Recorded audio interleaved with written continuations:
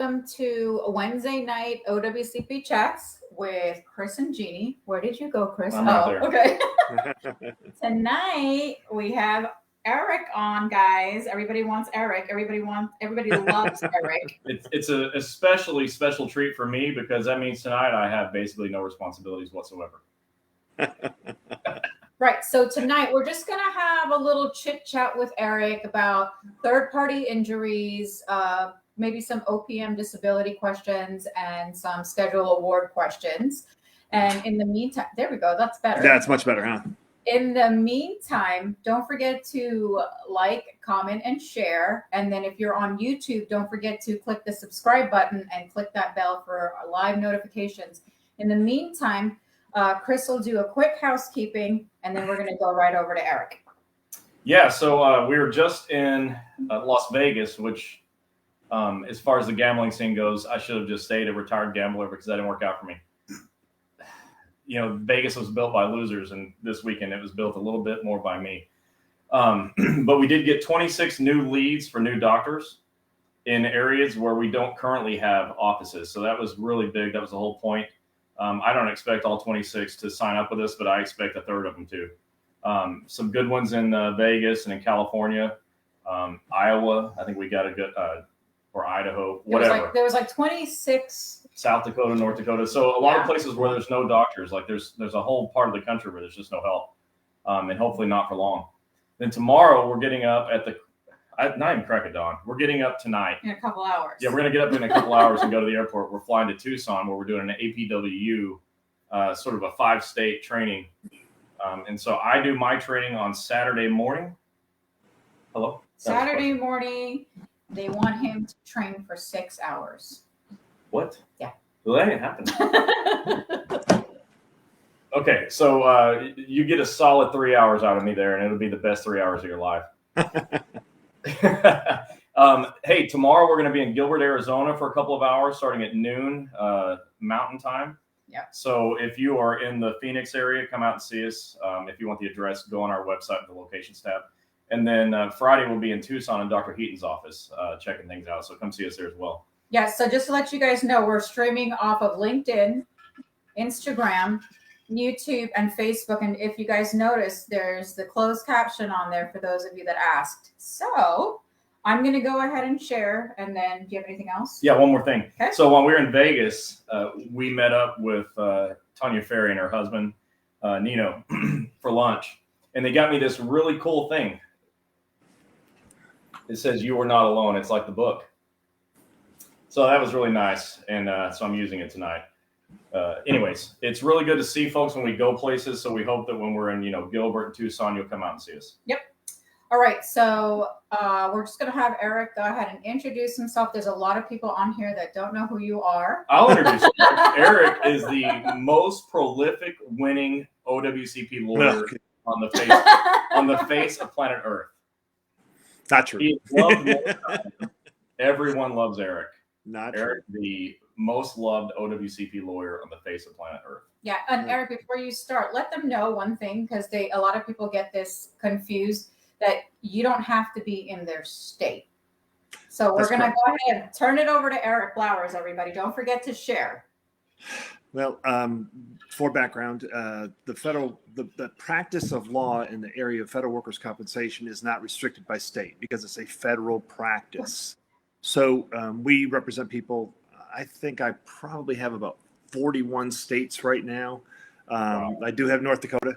I don't think I have Nebraska. I have one in Alaska. I don't have one in Hawaii. So I'm looking for one in Hawaii to go visit. But we do cover just about all the states in the country. In the practice area is very limited in the number of attorneys. If you've tried to find help, it's very limited. The problem in this practice area, unlike state workers' compensation, is attorneys are paid by the claimants or our clients. We don't take a percentage of a win. We don't take a percentage of your back pay. We bill hourly, but I specialize even more than most federal workers' compensation attorneys do. I specialize in third-party cases, which means the injury caused to a federal worker was caused by somebody who's not a government employee. A lot of times that happens in the area of postal workers, and I have been changing the way I work those cases. I'm doing much more serious cases now. This year alone, I've had 2 deaths of postal workers, both rural carriers.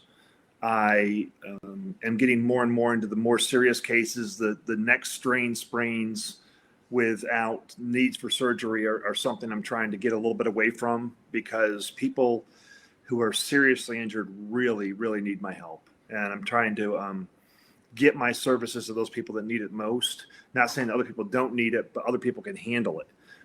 The more serious cases, there's so much that comes into play. Entitlement to OWCP compensation, entitlement to third-party liability, possible entitlement to OPM disability retirement, possible entitlement to Social Security disability. There's just so many potential benefits that come into play that I specialize in and no one else does. So I'm quickly, I hate to say I don't have time for people, but I literally go into work at about 6:45 in the morning, and by 6:30 in the afternoon, I'm just shot. I'm spent. I'm thinking all day. I'm trying to help people get paid because OWCP is doing something wrong. I've got one horrific third-party case right now where OWCP, the lady is the mother of 5 children and has not been paid in a year. And OWCP agrees that she's entitled to pay, but the problem is the post office is not giving pay rates. So I've gone to the Secretary of Labor, the Postmaster General, the head of OWCP, and the 2 senators who represent this claimant.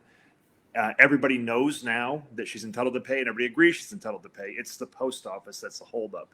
And Gini and Chris, you know better than most how difficult the post office is to deal with. Yeah. So I'm specializing in those cases where people really, really, really need my help.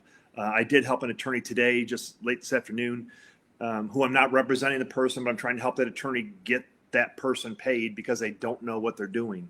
And it's just unfortunate. It's a very complex practice area. I am a former federal employee. I'm the only attorney in the country that practices this who's a former federal employee. No one else does it. So I understand the mentality of federal employees. I understand the process. I understand the federal employees' retirement system better than probably 99.9% of the people in the country.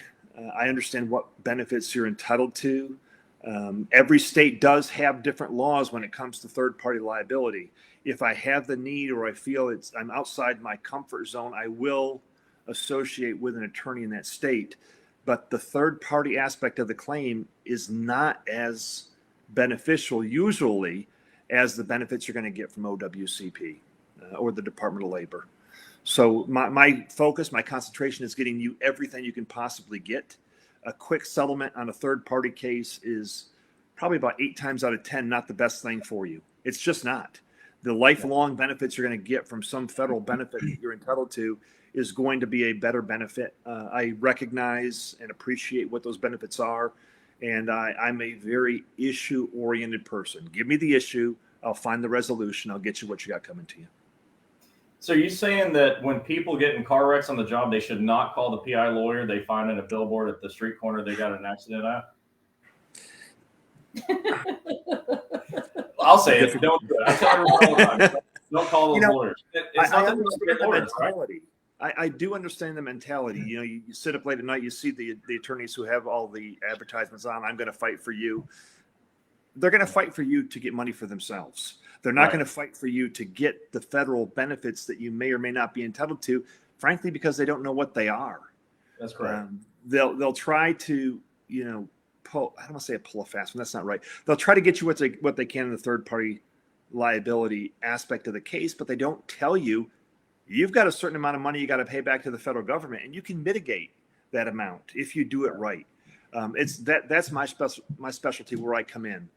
And get what you're entitled to, the most you're possibly entitled to. Some people, I can tell you right now, 99% of attorneys have no idea that you as a claimant may be entitled to more money if the attorney takes more money. It's a crazy formula, but if you want to take more money home, it may be better to pay the attorney more. It's just crazy. The way the system operates is it's against the claimants. We all know that. Very few claims examiners will tell you everything you're entitled to. They don't have time to regularly review your case. We specialize in really getting these cases resolved as quickly as possible and getting all the federal benefits you can possibly give. And really, more importantly than anything, giving you options, giving you the options of selecting OPM disability retirement in lieu of returning on a limited duty job, because a limited duty job may not be the same shift you had before and you've got kids to take care of. I've seen these limited duty jobs where somebody was working Monday to Friday, 8 a.m. to 5 p.m., turn into Wednesday night to Sunday night from 9 p.m. to 6 a.m. The most important thing for you is options as an injured person, injured worker, understanding what your medical options are to get treatment, understanding what your options are to get continued pay, understanding what your options are to resolve an underlying claim that the government may, in fact, make you pursue. And there's a lot of mistakes that are made outside of us, right? And I think I'd have to reread the transcript. I'm not sure that you said this, but something about supervisors not knowing what they're doing. I think most people on here are going to be shocked that that's something that it was said. Talking about supervisors of, are you talking about, Chris? Yeah. I'll say this: people who get promoted, generally within, and I hate to say Postal Service, but 80% of federal employee compensation cases come from the Postal Service. So Postal Service is who we deal with mostly. The supervisors get promoted for whatever reason. They become a 204B. They get moved up because somebody retired. They don't get the training they need on federal workers' compensation matters. I had a lady call today. Injury was in 2019, and she did not get her claim filed until 2021. And I said, why not? She said, well, my supervisor said she did not know what doctor to send me to, so I never filed the claim. That's common. The supervisor doesn't have any right to get into the doctor decision process. They're supposed to just fill out their forms and get the hell out of the way. You're right, Chris, but a lot of times these workers don't know who else to turn to. Yeah. So they think their supervisor has the answers, and they don't. And they don't know who to call. They don't know what resources to exploit to get the answers that they need. Yeah, and right. I hate to say it, I spend a good portion of every day just trying to educate people on what they should do. I don't need more cases. I'll help people that need help, but I try to educate people. I don't want people to hire me. I don't need the work. If I can tell you in a 10-minute conversation what you need to do to help yourself, I will do it. And this is one of the many reasons that everyone loves Eric Blowers. And all kidding aside, I mean, you probably tell more people how not to hire you than those that do. And I want to do that. That's uncommon, and everyone knows it. It's super uncommon, so we all appreciate that. And I hate when Gini calls me and says, you have a new client, you have somebody you need to talk to. And I'm at the point now where I'm having people in my office return the calls because I just can't get to the work I need to get to with existing clients. Yeah. So it's a triage. Now I'm triaging cases, and I can spot pretty quickly those cases where somebody needs my help. I can't spend, and I used to spend an hour on the phone with somebody, with the whole background. I'm issue oriented. Tell me what the issue is. I'm going to tell you how to resolve the issue, or I'm going to tell you who to go to get help to get the issue resolved. And it's usually federal injury centers because they know how to write this stuff up. And that's what it comes down to. 90% of the problem, 80% of the problems I see out there are medical issues. The doctors don't know how to write this up. You can't find a doctor who will treat you. The continuum of care that OWCP requires you to go through is ridiculous. Yeah. Sometimes I tell people, if they need an MRI, I had this today. A lady had a foot injury, but she's got problems in her upper leg. And she called me because her doctor said she needs a lawyer and she needs to get an MRI approved for the upper leg. Forget trying to get OWCP to approve that. Use your health insurance. It's not an accepted claim. It's not expanded to include that yet. Use your health insurance, get your MRI done. If it shows that you have a problem from the original injury, we'll go for a consequential at that point. Yeah, and I think most problems in OWCP can be solved by having a doctor that knows what they're doing, that can write good narratives, and that has a network of people. Our offices are building networks of surgeons and, pain management specialists and MRI imaging facilities, right? So that if you come to the Federal Injury Center's office, probably 80% of the time, you don't need to worry about health insurance either, because the imaging center will just take you on the the understanding that our doctor will get the claim accepted and they'll get paid when that happens. But Chris, that's the exception. That's the exception. It is. Federal Injury Center is the exception. Every time somebody calls me, my first look is where's the nearest federal injury center or a doctor I know. And outside the federal injury centers, there's very few doctors I know that will take OWCP throughout the country. I'm just trying to get people. When I was in college, I worked at a hospital. The facility was called Entry to Care. That's what I look at this as. We're trying to get people into the care system somehow. Right. Where do they enter the system to get the care that they need? Yeah. So that's what I'm doing a lot of times. Well, we have a lot of questions that have come in, and somebody said, which is fine. It's actually funny. I'm going to get a good laugh out of it later, that the young lady on the screen should put her phone down. So we actually knew here.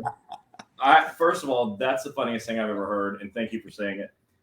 But I could apply that to her life like 28 hours a day because she loves her phone a lot. And I work off of my phone. But in this case, so we're reading questions. So I have mine as well. So we're reading questions and we're sharing. And we're sharing so other people will have a chance to see this. So we're not just playing games on our phone. So sorry, Lori. That's what I'm doing. No offense. But now she's going to be looking at her phone, asking questions, and we're going to be answering those questions for the next little while. All right. So when Eric is talking, just go ahead, take notes. I'll be reading the questions and he's going to be answering. Oh, and it would be wrong if I didn't mention. So you can see this. This is my third book that you can't see the whole thing. You see your name there, Eric? It says Eric Blowers.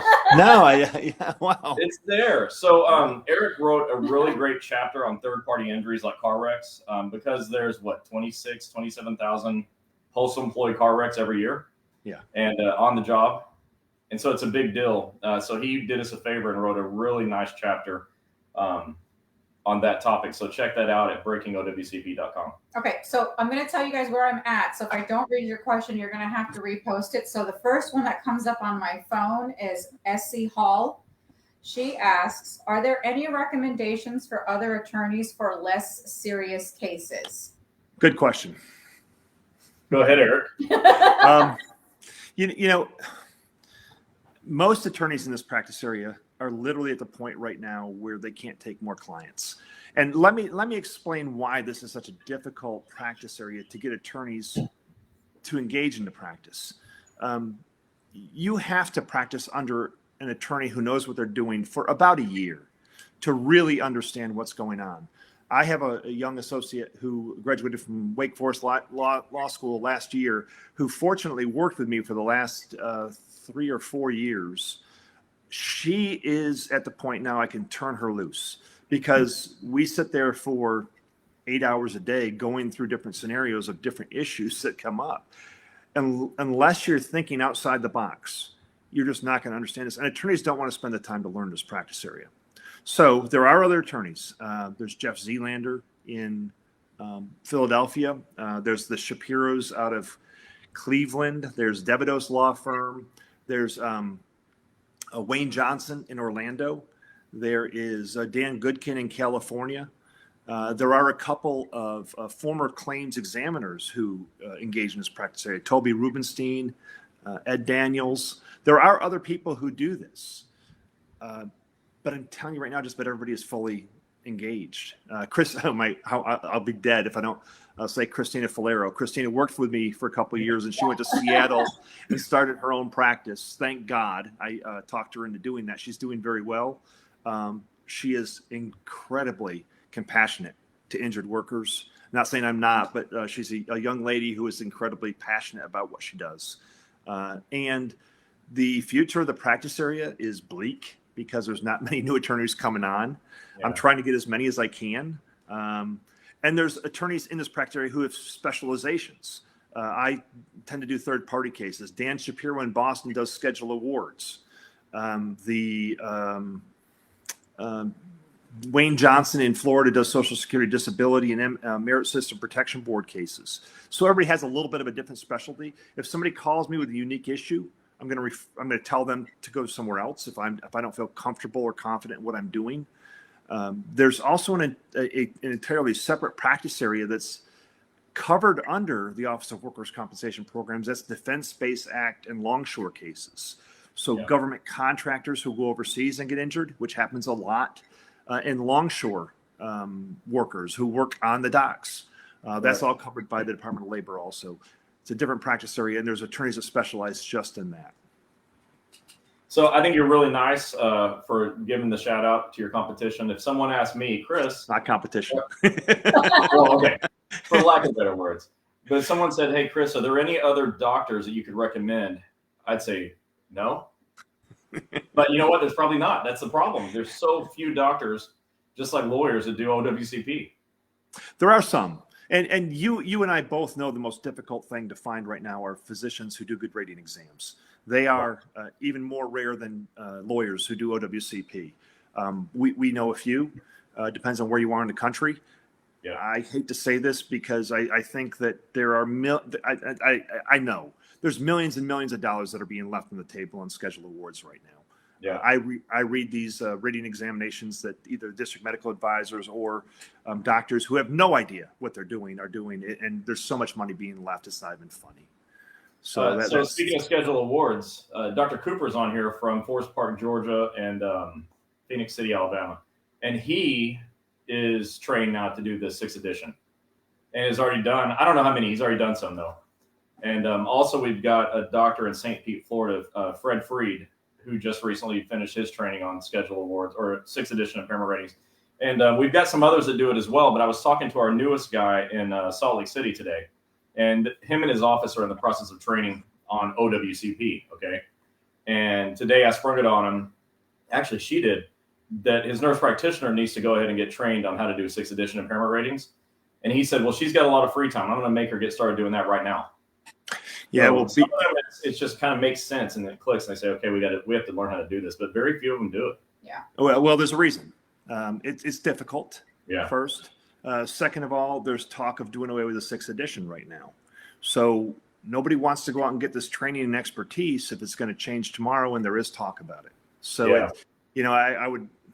I would think hold off for 6 months or so before you really train up a whole lot of people to see if they do change it on you. It's possible. The director of OWCP. Well,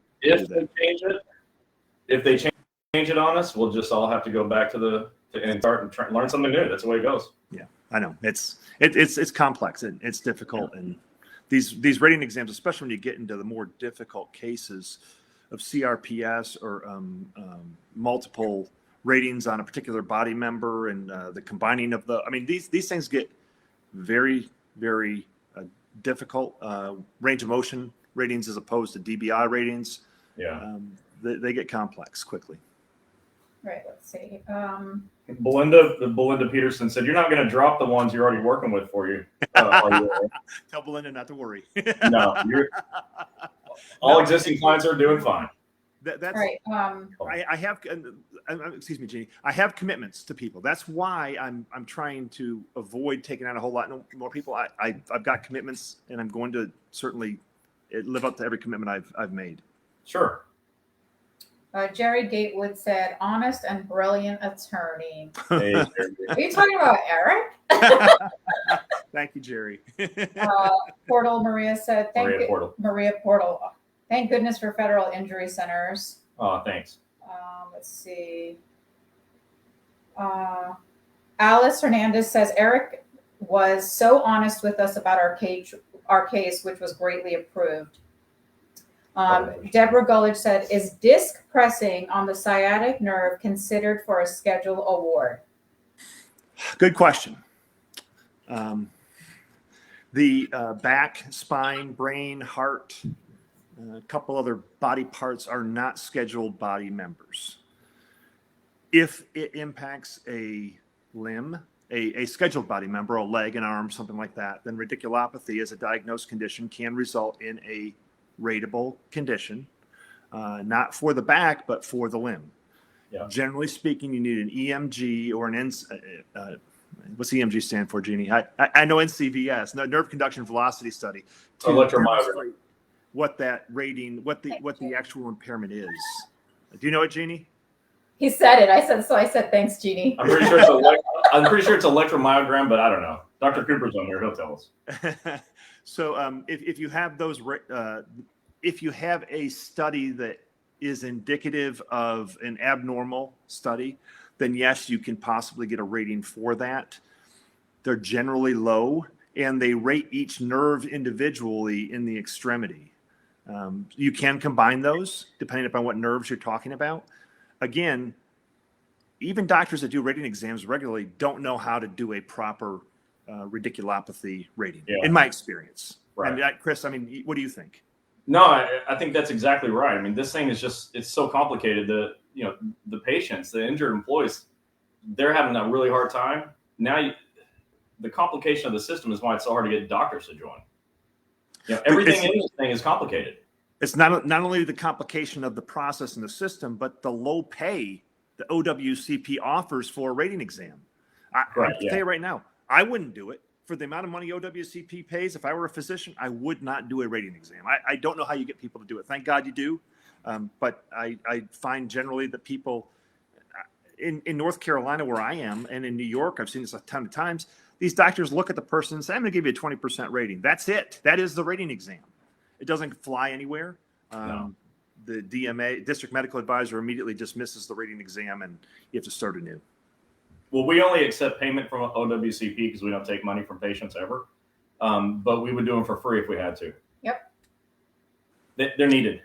So on this same topic of schedule awards, SE Hall asked, and I think it's a good transition, or this will add on to this. My claim was filed in 2019, still open. How do I receive a schedule award? So you answered some of that just then. It's got to be a body part that's rateable on the chart, right? But I like to say these two things, and I'm going to turn it over to you. But there are two things that are critically important about getting a schedule award. One, your claim has to be accepted. Almost nobody's claims are accepted, okay? So number one, it has to be accepted. Number two, the diagnosis has to be one that would be rateable. Like that radiculopathy, you'd have to have a diagnosis expansion if it wasn't already there. So you have that diagnosis code. And if it's not there, you're never getting that rating. So what else would you add? Besides Chris, still being alive. There's multiple problems when it comes to rating exams. And we, the attorneys in this practice area, have what's called a listserv. We were debating this just yesterday on the proper pay rate that people are entitled to, maximum medical improvement. People don't understand you need to be at a stable, fixed point in your recovery to be eligible for a schedule award. It's generally 1 year post-surgery. The other thing that I always ask, most attorneys don't ask, is if you come to me and say, hey, I've had a fractured foot that required surgery, I want to know what's wrong with the rest of your leg. How's your knee? How's your hip? Your entire body member is rated as a whole. So and I actually had this with one client who was blown up over in Iraq as a military member and then had a meniscal tear. Well, his IED, improvised explosive device that blew him up, rate resulted in a significantly higher impairment rating for that limb when we went to get the rating. But the pay rate is extremely important. You can have a doctor who does a perfect rating exam, a doctor who identifies everything that's rateable in the body member. You're at maximum medical improvement. They give you a 20% impairment rating. Well, if you don't have an experienced practitioner who understands what the proper pay rate that you're entitled to is, you may be leaving $50,000, $60,000, $70,000, $80,000 on the table, because I can tell you right now, claims examiners do not know how to properly determine pay rates. The only thing they look at is called DOI, date of injury. Well, DOI is not necessarily the proper pay rate. If you return to work full duty, if you return to work limited duty, if you wait a while to get your schedule award, if you're receiving OWCP, you're not entitled to the schedule award right now unless it's a different case file. There's so many little things that come into play that most people don't take into account, consider, or examine. I mean, they accept the fact that the claims examiner knows what they're doing. Don't ever, ever, ever do that. No. There's regular people too. And they're not doctors. They are. But they don't know. It's not a matter of any malicious intent. They just don't know that if the person returns to work full duty and they have 5-step increases in the next 2 or 3 years, and then they go for the schedule award, I've seen it time and time again where they look back at what was your date of injury pay rate. That's not the proper pay rate. If you're exposed to continuing factors that created the condition that resulted in the rating, you're entitled to the higher pay rate. So we have a question here. It's long, so hang in there. But I think I read a little bit of it, so I think it's an important one for us to go over. It's from Barbara Bush. Out of Texas. I know. She said, I have CA7s that were from 2011 to 2014 that I sent numerous times to my claims adjuster for a case that has been accepted and I've never been paid. I now finally getting someone to listen to me and they told me to send them in, which I did. And now I have a new claims adjuster who is picking at everything, saying that my injury includes only my right knee when actually I fell and hit both knees. And I've been seeing the same orthopedic doctor since 2011. And he stated in his medical reports that it's both knees that have been injured. And now the claim adjuster is telling me that he will not pay for any of the CA7s because the other name is not directly listed as an injury. Let's go ahead and start right there. Okay. So, Eric, what this is, I think, all about is when the doctor wrote the initial narrative to get the case accepted, they only accepted one knee and just left it at that, right? So, but the person's still out of work because at least that one knee, right? Shouldn't they be paying? You see what I'm saying? I'm going to tell you what I tell everybody. I can't give an answer. I'd have to review the entire case file. Little factors make a world of difference. And, I get in these case files regularly that are 1,000 pages. And one page changes everything. I'm at 674 in the case file. I'm like, oh, geez, that just changed everything. We tend to think that just because we're out of work, a doctor's written us out of work, after an injury, we're entitled to pay. That's not necessarily true. The physician has to relate the medical diagnosis that's precluding you from work to the work injury or the diagnosed condition or the accepted condition. So I see what you're saying, that the person hurt both knees. So I go right to the CA1. What did it say in the CA1? And hope, please be over-inclusive in your CA1s. I fell and hit my foot, ankle, knee, hip, rib cage, shoulder, arm, side of my right head. Put it all down. Thorough. Yeah. Be thorough. It's going to protect you later on. And I find that claims examiners tend to take the path of least resistance because they have so many cases. So they'll accept it for a sprain strain of the knee. When you've listed everything else, well, maybe the physician didn't go into enough detail. Maybe you didn't ask to have your claim properly expanded. There's a lot of things that I would look at in that case. And you've got to understand, just because you identify what the issue is doesn't mean you're going to get it corrected unless you stay on top of that claims examiner. I have ticklers set that 30 days, okay, I've not heard from the claims examiner on a requested expansion. I'll go right back in, take the same letter I wrote 30 days ago requesting the expansion, put a new date on it and say, where's my response for my letter 30 days ago? And I hate to say it, I'm almost trying to embarrass a claims examiner to do their job. I've resulted to something that no one else does. When I call a claims examiner, and I am unsuccessful in talking with that claims examiner, I do immediately what I call an attorney note, which I will upload to the case file. So I have put in a written record in the case file that I made a phone call to the claims examiner and was able to contact them, and I expect a return call in 48 hours. Because if you just call and leave a message, there's no record of that put in your case file anywhere. Make a record, put it in your case file, so you can say, I called on June 15th, June 17th, June 19th, June 20th, and no one's returned my calls. Can I please speak with a supervisor? Then get a supervisor on the phone and say, I've called all these times. Claims examiner's not returning my call. I need somebody to look this case over besides a claims examiner. So there's ways to protect yourself. I find that's a very good one. Put something in the case file every time you make a request, so there's documentation that the request is not being addressed. And you put it in the case file by e-comping it. E-comping, yep. I do it every time now. And I write a letter saying, I say, I'm not trying to embarrass a claims examiner. I'm trying to make a record of the fact that I called, and I'm also trying to make a record of why I called. So when the claims examiner calls me back, and I've made 10 calls to claims examiners, I know exactly why I called and I want answers to these questions, but it also gives the claims examiner an opportunity to research the question I have and give me an answer. So if I'm calling to say, why hasn't the post office not given the proper pay rate to get my client paid, the claims examiner usually looks into it before they return the call. So you're making the communication more effective by telling them what you're calling for and what answer you're looking for. That's a good one. I've never told people to do that before. Yeah, that's what I'm doing now, and it's working pretty good. That's brilliant. All right. Tammy Wilkes says, took me 1.5 years to get approved for injuries.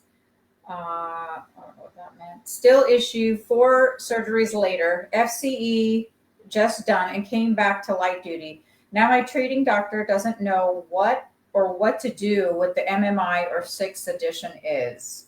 Oh boy. That's the way that goes. All the time. They hear that All the 5 times. You can Google it. I mean, I always tell people to go to Google because Google knows a lot of people. And, you could search 6th edition impairment rating doctor, but good luck.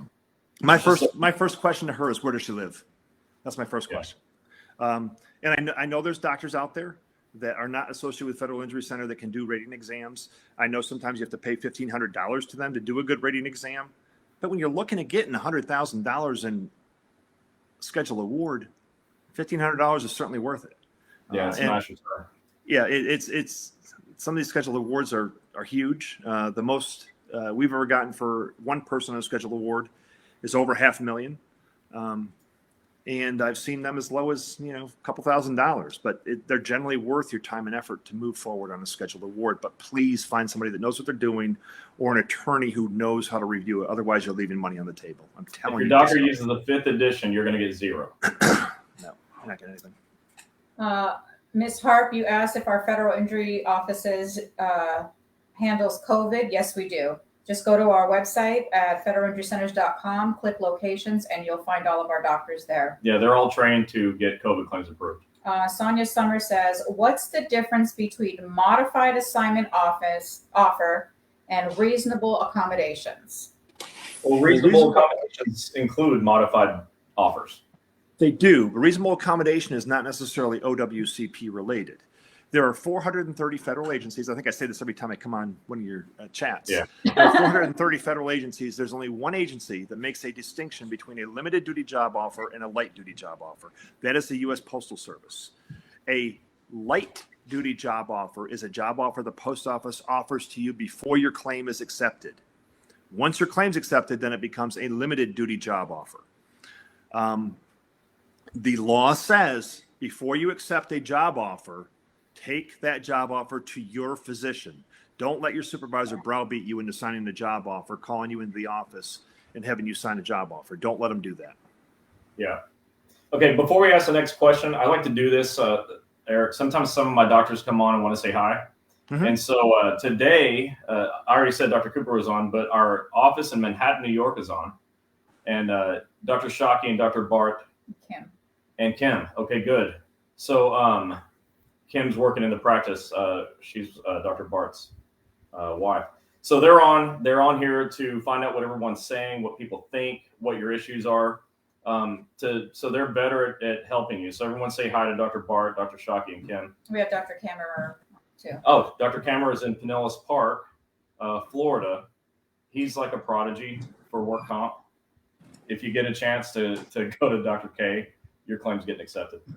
I would ask everybody to call Federal Injury Centers in New York City tomorrow and have them do rating exams. Yeah, no, I know. Hey, I've been telling Dr. Shockey to get trained. So Dr. Shockey, you heard it from me and Eric. Well, Kim is on. So Kim. There's no one in the Northeast. There's one physician in New Jersey who does charge $1,500 an exam. But God Almighty, there's nobody in upstate New York, and New England it doesn't have anybody. So please get going on the schedule on the rating exams. Okay. Eric, Paul Wedge said, are you familiar with dual status federal jobs? That's a new one on me. No.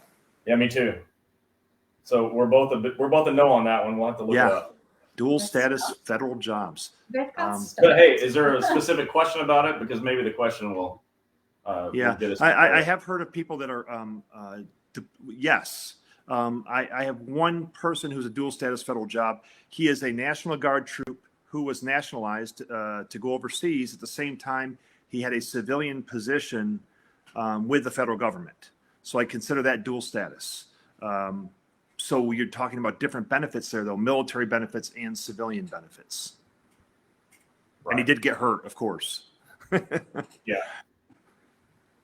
Diane Green said, Chris and Gini, will you make it clear people can go to to an injury center outside of where you live? You guys told me I could go anywhere, and there's no federal injury centers near me. But if I can get to you, y'all will help. Am I correct? That's exactly right. Yes. You can go out of state. People do it all the time. Not a problem. It doesn't mean that you're going to get paid for your transportation. That's right. Yeah, let me hit the flip side. Some claims examiners will give you a hard time about that. We know who those claims examiners are. You do have the right to choose your physician, but I've heard claims examiners actually tell people they're not going to, in any way, shape, or form, pay for it. So you got to fight OWCP to even pay to get the care taken care of. But Chris and Gini are right. They're going to limit you to 100 miles round trip on your reimbursement for travel to your doc, to your physician. And y'all know the other issue with that. Going back and forth for physical therapy can be challenging, but you get in some of these areas in South Carolina, North Carolina, Georgia, Tennessee, there's no one that will take federal workers' compensation, so you don't have a choice. It's pitiful. I don't know if you know this, Chris and Jeannie, there was a bill pending before Congress to have PAs and nurse practitioners. Yeah, you told me about You this. mentioned that to us, yeah. Opposition came up to the bill by the American Medical Association, physicians, who were opposed to having anybody else treat. Although I don't think that the entity of AMA knows how few physicians will actually treat. It's just their knee-jerk reaction. So I think it got pigeonholed in Congress. I don't think it's moving forward. Great. Ms. Hall, we have 3 locations in the Chicago area. Just go to our website at federalinjurycenters.com, click locations, and you can see all the website locations there. Brenda Smith says, how about a boss who says to workers' comp, I'm making my injuries up, even though I have documented evidence from the start. I was on the list for surgery. Now I'm not. What else can I do? I have not had any written notice from DOL so far. Postmaster wrote a letter on June 2nd. What are my options? I'm going to take this one. This is what I like to remind everyone. It's the repeat after me. I don't care what my supervisor says or thinks, because it doesn't really matter what they think. In the end, what the doctor writes in a narrative is going to carry most of the weight, if not all of it. Supervisors don't have medical licenses. They don't have, they don't have an opinion that counts as far as saying that you are or aren't hurt or that it was work related or not. They can suppose whatever they want and put whatever they want on the CA1s. But when the doctor writes their narrative, that's what they're going to go by. And understand the agency does have the right to controvert or challenge a claim. Well, they can controvert COP. They can challenge a claim. Yeah. Don't get upset when they do that. A lot of times I find that there's personal animosities among people who work together. It may not have anything to do with the injury. It's just a personal animosity they have toward a worker. But I can't think of one case that I've lost that's been controverted or challenged. Right. Maybe some issues with COP that the person didn't get the CA1 filed within the first 30 days. But I knew we were going to lose those anyway. So don't get upset by that. And remember, please, any information you give to OWCP is evidence they have to consider. So I have a lot of my clients do what are called signed sworn statements, where they'll write out exactly what happens, swear to it at the bottom, and submit that to the case file via eComp. Okay. Tammy Morris said, just had rotator cuff surgery and now doing part-time to be able to go back to work. Or PT. Do I file for a schedule award? No. Yeah, you got to be, so the doctor's got to place you at maximum medical improvement before anything else. So you got to be as good as you're ever going to get on a case that's accepted with a diagnosis that is rateable. Yeah. And generally it's just a rotator cuff is about 3%. I can tell you what the rating is going to be. If you have a bicep tendons tear or a glenoid labrum tear with a rotator cuff tear, you're going to be about 12%. Some rating exams for like carpal tunnel syndrome are 1% per arm. They're generally don't waste your money going out there to get those done. But rotator cuff is a horrible surgery. I would not want to have a rotator cuff problem, and I feel horrible for anybody that's got it, especially people that have to return back to work. Yeah. Hopefully they'll give you a limited duty job, or you got to consider OPM disability retirement if you're a regular career employee who has at least 18 months on the job. Tim Pearson, you asked. Okay, Tim, you can call, and this goes for everybody. You guys can call any of the offices and they will be able to answer your question. If you call them and they don't answer your question or can't answer it, then message me on our chats, okay? And you can get to any of the offices by going to the locations tab at federalinjurycenters.com and just scrolling to the state and city that you're looking for. Yeah. Kat Blake says, how do I find out how medical retirement works? Can you file for a schedule award if you've gone back to work for 6 years, but now being told my specialist outside of OWCP, I need to seriously consider disability? Yes, you can file for a schedule award at any point in time, so long as you're still exchanging oxygen with the rest of the world. So long as you're still alive, you can apply for a schedule. What was the second question, Gene? About OPM disability retirement? Yeah, OPM disability retirement. I'm going to give you the generality. The general rule is if you have a impairment that's going to last more than 12 months and your job cannot permanently accommodate that impairment, you're going to probably be eligible for OPM disability retirement. We find it a lot, especially with rotator cuff tears for older women. I hate to say it. And I mean, younger than me, but older women, over 40 or 45, they generally have a hard time, even if they're in great physical condition, delivering these packages. They're getting heavier and heavier every day. Yeah. And if you can't do it, if you got an impairment that limits you to 30 pounds for the rest of your life, please consider OPM disability retirement. You get to keep at least the first 12 months, 60% of your salary, then 40% every year until you're 62, and you keep your medical benefits. That's the most important thing. Plus, you can go out and get another job and still get paid by the federal government, at least something. Right. Melanie Ramney said, how do you go about getting a schedule award for an injury that never fully healed from 2017? Depends on what the injury is, but an injury that never heals actually increases the potential recovery on a schedule award. If you have a bad result, that's right in just about every table in the 6th edition. If it's a rotator cuff tear with a bad result, surgery bad result, that increases the grade modifiers. So you're going to get an increased schedule award. But the issue becomes what Chris was talking about. Are you at maximum medical improvement, which is a fixed and stable state for the medical condition you have? And I just read a very detailed rating examination this morning where the physician who did the rating exam deferred to the surgeon on whether the person was at MMI or not. It's a useless rating exam. The doctor who's doing the rating exam has to say that the person's at MMI. Weak medical opinion statements will kill a claim. Yeah.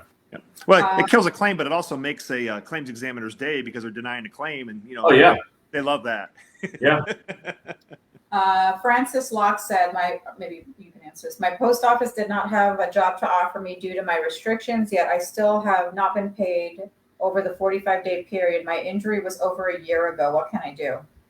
Okay, so if you had a CA1 claim that was filed within 30 days and you didn't get continuation of pay, but you checked continuation of pay in box 15, then you got to look back and see, did your supervisor controvert pay? Because it's the last question on the second page. If you intend to controvert continuation of pay, state your reason why here. Well, most people don't read their CA1s, and so they don't know that that's coming. If you didn't file within 30 days, you're not eligible for continuation of pay. But if all that worked out and the supervisor didn't controvert, you did elect it, you did report within 30 days, you should file a grievance. And Eric, what else would you suggest that they do to go and get their COP? Well, you've got to go to the union. But you and I hear the same thing every day. I'm in an area where there's a weak union. Yeah.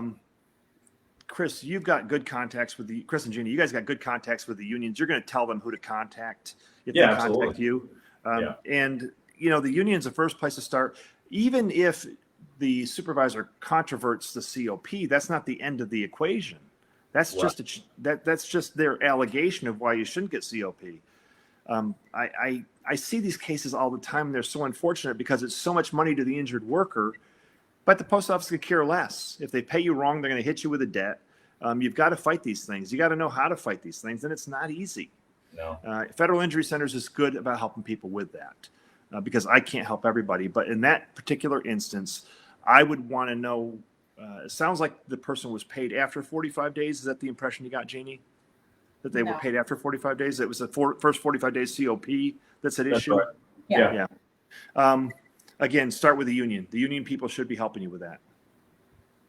All right. Ahmed said, I broke my tooth in an accident. The lawyer told me that I would get an award after finishing my work on my teeth. After I'm finished now, I can't get a dental award according to the law. And he was wrong when he told me about this. Is that true? Yeah, I don't. I've looked at that before. Teeth are not a rated body member. It's not a rateable body member. Right. Neither scarring on the face, which is, well, I think maybe it is for women in some instances, but yeah, it's amazing what's not covered by these by the schedule of the schedule award. I get calls all the time. Somebody's got a horrible condition, and I can't believe it's not rated. And I'll tell you what I've heard. Spinal conditions should be rated. Everybody agrees they should be rated. They're extremely debilitating. The problem is determining ratings for a back injury. There's no consensus on what a rating should be for a lumbar problem versus a cervical problem versus a thoracic problem. So because they can't come to a consensus, they're just not rating them. Huh. I thought it was just because they'd have to pay out too much money. Well, that is the reason, but there's no conformity in how they'd have to pay it out. I think that's their concern. Yeah. Tammy said, I need Eric's help for a schedule award. Tammy, go ahead and message us after the live, and I'll get you over to Eric tomorrow. Mary Hoyt said, if IBS does not qualify for OWCP, can an application be filed for Social Security disability? Well, yes. Certainly can be. Yeah. Well, if you're going to apply for OPM disability retirement, you must apply for Social Security disability. My experience is Social Security disability is very difficult to obtain. IBS, I've never heard anybody try to file a claim for IBS. That's a new one on me. You have to know the story behind it. How did it happen? Because it's not necessarily automatic that it couldn't get approved. Well, I could see an instance where it was. If a federal worker was in a travel status and ate something that caused it, then it could potentially be compensable. Exactly. So there are instances where it could be. I'd have to hear more about that case. That's an interesting one. Yeah, and just one more thing on this. So yeah, you have to apply for Social Security. You don't have to win it, but you do have to apply for federal disability. That's correct. And the other thing about federal disability that a lot of people don't understand, especially since we're doing an OWCP talk, is that it doesn't have to be work injury related to get federal disability. It just anything that happens that disables you from your job during the course of I've got a lot of people right now who have cancer who I'm getting approved for OPM. Right, yeah, which probably isn't work related. And Social Security disability. Social Security disability is almost approved automatically for somebody with a severe form of cancer. Yeah. Let me say one more thing about Social Security disability. Be very, very, very careful. If you are on OWCP and you're under the age of 65, you got to be very careful with acquisition of Social Security disability because there's something called an offset. Instead of Social Security paying you all the money you're entitled to, it may be offset because you're receiving OWCP compensation. The problem with that is they're not going to pay you the money, but they're going to impute the money to you. So at the end of the year, you get a tax bill from the Social Security saying you were paid $20,000 this year, or you should have been paid $20,000 this year, but instead you were paid OWCP, which is tax-free. So now you're paying taxes on money that you received that was tax-free. You got to be very, very careful with that instance. Be careful with Social Security disability. Yeah. Stacy Giddens said, what is a rating exam? Is that an FCE? So if you can explain the process. For the FCE, it's a functional capacity evaluation. And in my opinion, that's a cop-out for physicians. If physicians what physicians are doing, in my opinion, when they're ordering an FCE is they're passing the buck. They don't want to say what the person's medical restrictions should be or are. A rating examination is something totally different. It's a determination of what your permanent impairment is under the law. Two different things. Right. Tammy Newman said, so Scott's TBI would not be rated, but the rest of his problems, you would know that. Eric well, maybe. So I do have a question for Eric related to this. So what Tammy's saying, we know Tammy and Scott, Eric. And so Scott had a stroke as a result of a head injury on the job. Of course, OWCP is saying that the head injury is a result of the stroke and not the other way around, although he was a perfectly healthy young man. But still, there we are. So let's say we get that case accepted, which I still believe we will. Is the head injury, the TBI, will that be rateable? TBI is not rateable. Brain's not rateable. But any conditions in his limbs that result from it could be. Yes. If you can get the physician, it's a consequential, Chris. So you're going to get the consequential accepted. But then you could have ratings, yes. Yeah. So once we get the TBI accepted, which I'm confident we will, then we'll do consequentials. TBIs are horrible. I see them all the time. Fortunately, I see them in the area of third-party liability, so you can recover something for them. But from a rating perspective, I hate to say I'm scamming the system, but I'm always looking for ways to ensure that the person who's coming to us is going to get the most money they can possibly get, whether that's from OWCP compensation, OPM disability retirement, a third-party case, how much money they can recover based upon the formula that OWCP and the Solicitor General's office applies. I'm looking for the most benefit I can get for a client. That's my goal in every case I take. Of course. So Yeah. TBIs are frustrating because they're horrific injuries. But there's basically nothing that you can get from a schedule award perspective for them. Yep. So we're going into the second hour. So those of you that are hopping on, this is hour number 2. We have the famous federal Eric Flowers that everybody loves. Uh-huh. I get all the messages from all the women, Eric. Don't worry. Yeah. Okay. So Samara Marie said, I have permanent neck injury. I have 2 spinal fusions. I have chronic pain and headaches. For the rest of my life, I'll have to deal with this. Yet I cannot get a schedule award for it. Why? Because the spine is not a rated body member, and neither is the brain. Neither is a rated body member under the federal statute that has a schedule in it. They don't rate those things. Oftentimes in those cases, though, Chris and Gini, you're going to know this, you see ridiculous symptoms in the up, depending upon where on the spine it is, either in the arms or the legs. So there's a possibility to get a small rating. Hopefully that person is on OWCP compensation. I get this question all the time. How long can I stay on OWCP? You can stay on OWCP so long as you're still disabled. Yeah. We all know that OWCP employs the worst second opinion physicians in the world. I can tell you pretty much who every one of them is. And I'm at the point now I look forward to these horrible physicians seeing my clients, because I can blow them out of the water. I know their fallacies. I know where they screw the cases up. And fortunately, OWCP is not able to educate them on what they're doing wrong. They just have to send it out for a second opinion. But they're horrible. Stay on OWCP as long as you can, so long as you have a disability. But at the same time, if you can go back to work, go back to work. I mean, I've been there where you sit at home for a year with nothing to do. It's horrible. You've got, especially men, we got to have a purpose in life. You want to get up and go do something. Women, especially if they're raising a family, they're used to working. Go back to work if you can. Yeah. Paul Landgraf said, thanks, Eric. I called you and you told me my accepted claim gave me more rights than I knew I even had. If I choose to decline the rotator cuff surgery and schedule my retirement, do I qualify for a schedule award?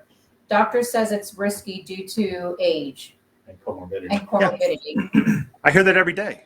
Yeah. I mean, especially with spinal surgeries, people don't want spinal surgeries. I don't blame them.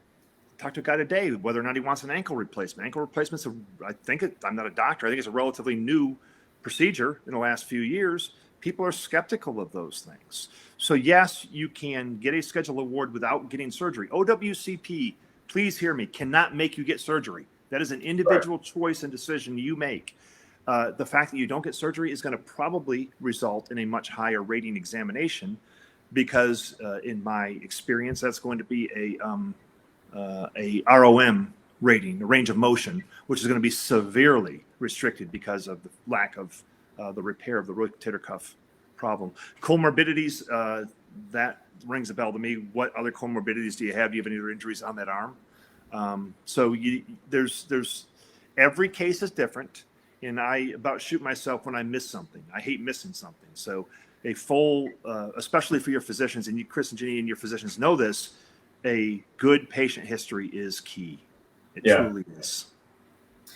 So let me read her. So Sonia Summers said that a NAPFE member, which NAPFE is a new union I just learned about recently when we were in Atlanta, but wants to start her physical therapy treatments at one of our facilities.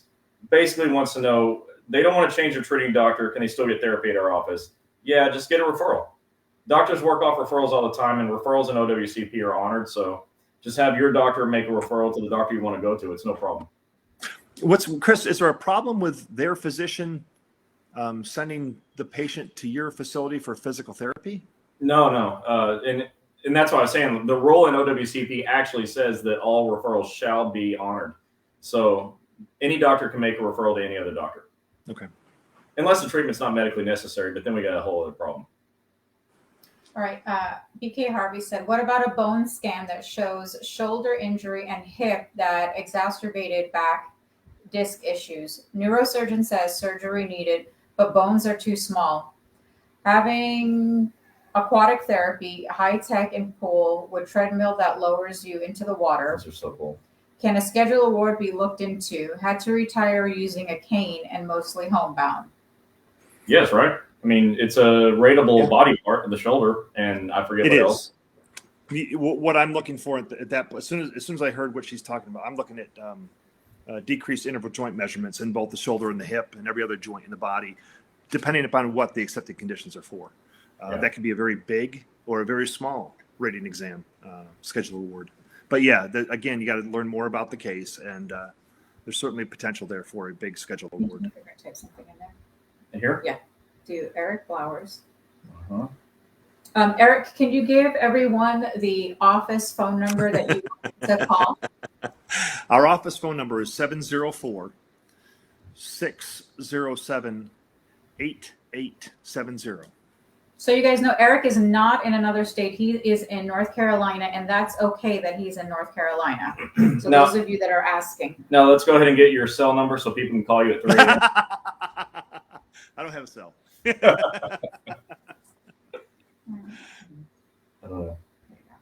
All right, I just pinned Eric's number at the bottom, so you guys can go ahead and blow his office up tomorrow. Hey, Rich Ray's here. I want to say special thank you to Rich Ray. Rich is a NALC president in Staten Island.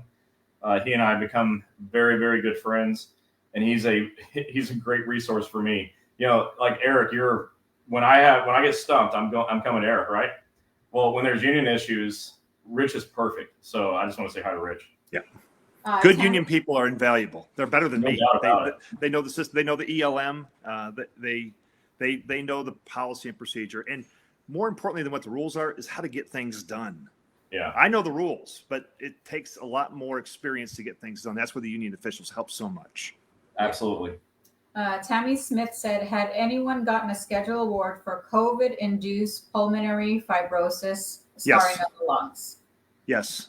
There you go. Decreased lungs are rateable body members. What the heck's the pulmonary function test that determines your lung deprivation capacity deprivation? So yes, you can. Gosh, it sounds like there could be potentially be a lot of COVID-related schedule awards, and nobody talks about that. I know because I'm the one that does all the talking. Yeah, not many people are pursuing them. They're just glad to be over COVID. I would get to a pulmonologist now before you start pursuing a schedule award, because this is going to be based entirely upon a diagnostic test. Yeah. Ask your pulmonologist, do I have decreased lung capacity, and can you attribute that to the COVID?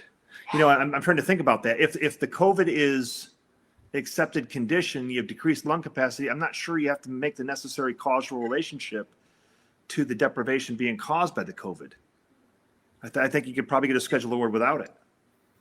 I don't know. I mean, we're in uncharted territory. I know the answer. Nobody's come to me with those yet. So that's right. This is all new. It's new to everyone.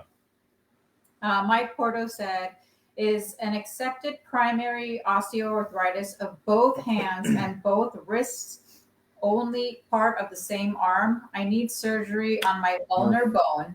Part of the ulnar bone is being removed. Is arm accepted under wrist, or does my doctor need to expand? No, you're going to get two arms on that one. That's an interesting question, because I'm not sure if decreased interval joint measurement spacing in a wrist, ask Dr. Cooper, is a rateable condition. Yeah, he's on here. Cooper to weigh in on that one. I don't know if it's ask him. I don't know off the top of my head. Mary Swan says, how do you ask for your claim to get expanded? Well, that's a doctor issue. You know, the doctor knows what your accepted conditions are, and then they've got to write a diagnosis expansion report to add other relevant conditions that are related to that. So, and not all of them are expanded or need expansion. Maybe it's a new claim, but you need to speak with your doctor and make sure Well, it's related to the same injury. Let me interject. A lot of times doctors do exactly what doctors are supposed to do. But I literally have one request for a claim expansion from 2019 that has still not been ruled upon. These claims examiners do not have a metric by which they are judged for claim expansions. So these things tend to sit around forever.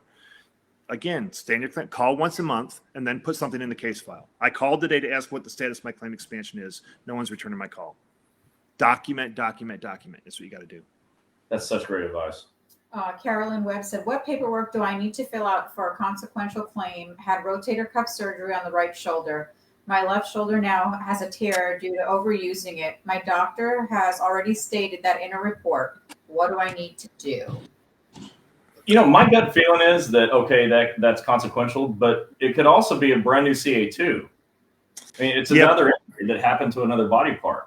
It is, but that's consequential all day long. Of course it's consequential, but gosh, you could probably go two ways, but consequential is in order to file it as a CA2, you're going to have exposure to work activities with the physician making causal nexus to the diagnosis. If the doctor's saying it's a result of overuse from the original one, it's definitely consequential. Don't start a new claim because it's a new file number, and you're going to have referral back between the two files all the time. Keep it within one file. Okay. Yes, so we have Dr. Brian Roywood, who is in San Antonio, Texas. He just said, I'm close to finishing my 6th edition training.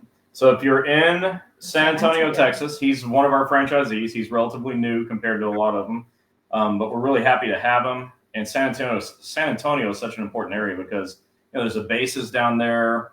I think the 3rd largest VA in the country. Lots of, obviously, postal employees. There's so many people that need help. So Dr. Woodwood's there. You can find his San Antonio office listed in our locations tab, but he's finishing up his 6th edition training. So that's really great news. Thanks for doing that, Doc. What does he say about the interval joint space measurement for the wrist? Oh, he didn't say anything about it, but there's a ton of doctors on here. Answer the question. Come on, there's got to be one doctor that's going to give us some doctor advice. Melissa Campbell said, could lumbar spinal stenosis be considered for a schedule award? Possibly if it's ridiculous symptoms, yes. It's got to cause symptoms into the legs or arms, whatever. And then you have to get those diagnoses expanded and added. Yes. I'm looking at my 6th edition right now, and I don't see that listed out initially, but there are there are some things that it might fall under. So I'd really like to hear from a physician and whether or not that's an expandable, if that's a rateable condition for interval joint space measurement deprivation in the wrist. I don't know. All right. So Lori Davis says, I received my diagnosis expansion from Dr. Suma, who's working on getting an authorization for her to see pain management or an orthopedic. How long does it normally take? Do you have anyone working with you, or can I go to a doctor that I know takes federal work comp? So that's an interesting question. I'm going to take that one because Dr. Suma and Dr. Kammerer and Dr. Lee are in a group together, and they're the primary ones that are building this network of doctors. So I'm not going to tell you to be patient with them because you all know I don't have an ounce of patience in me either. But go back to Dr. Suma and tell him that, one of his doctors is in this network who wants to take these cases. I know there's somebody on board already. Just go back and tell him again, and we'll do the same thing. Yeah. Tim Pearson said, I have lower spinal injury, which has required fusion surgery. My initial claim was denied. Was at my reconsideration. As was my reconsideration request. Case manager advised my doctor needed to write a letter advising the psychological effect. The physiological effect. Oh my gosh. Caused a new injury or aggravated a previous injury. My doctor has refused to write the letter. What do I do now? Okay, I love this answer. So I call those doctors that refuse to write narratives coward doctors. You got to find one who's not one of them. So if your doctor refuses to write a report, you've got to find another doctor because there's no way around that you need these narrative reports. I hope it's not one of mine that I just call a coward, by the way. Yeah. Let me say something. This requirement to explain the physiological process by which a diagnosed condition is achieved is really a bunch of BS that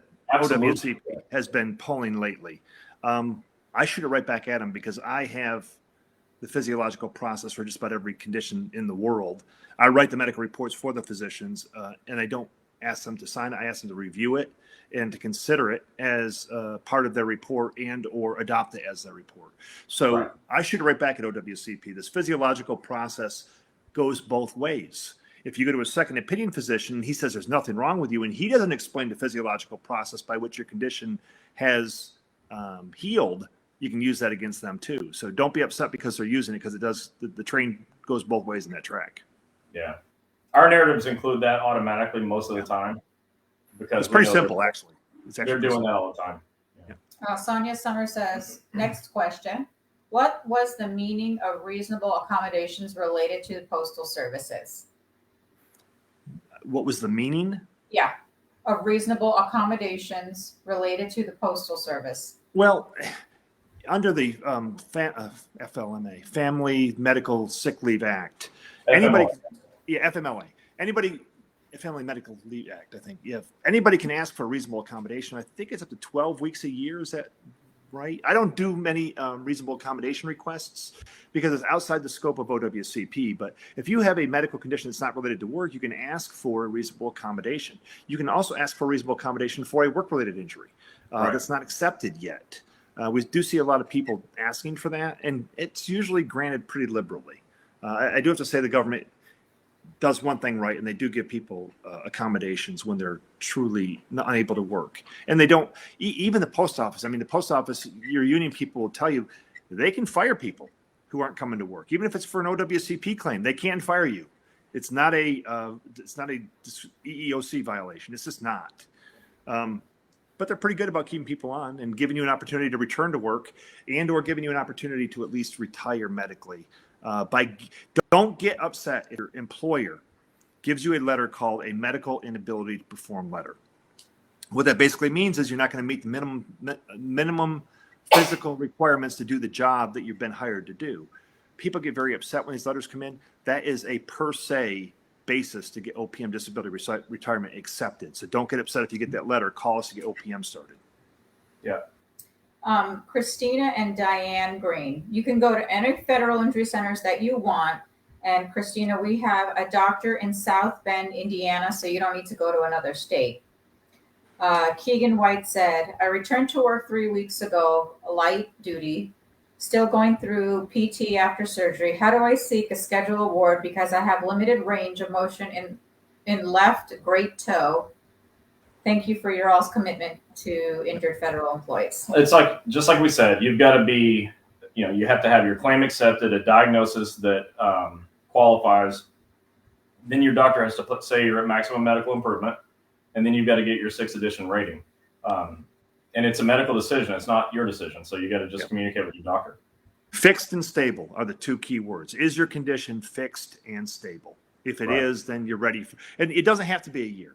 I know some physicians who will say you're in a fixed and stable state, a few months after surgery. Or if you refuse to get surgery, you're in a fixed and stable state. You don't have to get the surgery. Now. Yeah. Teresa, we're working on a doctor in St. Louis. So we met hold one. on. We met Please. Missouri is horrible. There's nobody in Missouri. So please, we met a guy in Las Vegas, 2 of them in Las Vegas who are from St. Louis, and so we're really excited. We'll add them both if we can. Yeah. Miss Rosa, you said, what about if OWCP is telling you to return to work or benefits will be cut, then have a consequential injury occur 3 years later? I missed the question. I was reading another question.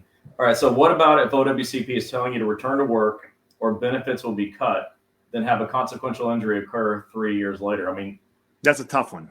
That's a tough one, but I mean, you can have a consequential injury 3 years later, I guess. You can. But 3 years later, you might have a new injury too. I mean, that's kind of a doctor decision. I like to tell people, Eric, to go to your doctor and get to the bottom of how this thing happened before you decide what it is. Is it a new injury?